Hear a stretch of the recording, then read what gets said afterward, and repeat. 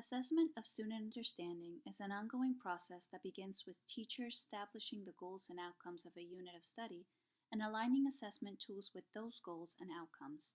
Let's take a look at how teachers can check for understanding during lessons. Using formative assessments. Using formative assessments is a great way to check for student understanding during a lesson. It helps students feel supported and provides feedback when they need it most. Over time, students learn that it's okay to make mistakes, ask questions, and request support when needed before moving on to more challenging topics and material. Signal it.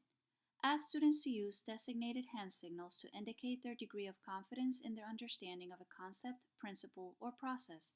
For example, thumbs up, thumbs down. I understand and can explain it. I don't quite understand and cannot explain it. Wave hand. I'm not completely sure about, and I doubt I could explain it. You may want to call on students to explain to make sure they truly understand the concept. Choose it.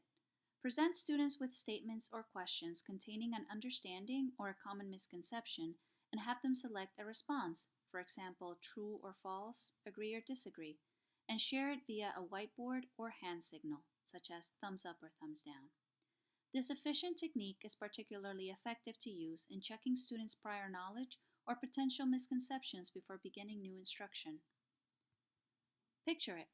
Encourage students to create a visual representation of information or abstract concepts and then be prepared to explain their graphic. Picturing techniques are especially useful to see if students understand how various concepts or elements of a process are related. For example, draw a visual web, develop a concept map, create a story map, or sequence diagram. Troubleshoot it. One of the most efficient and effective quick checks for understanding involves troubleshooting. Present students with a common misconception or a frequent procedural error. See if they can identify the error and correct the error. Their answers will provide a quick way to check whether they understand as well as the depth of their understanding. Summarize it. Encourage students to summarize what they have learned in their own words or using sentence frames.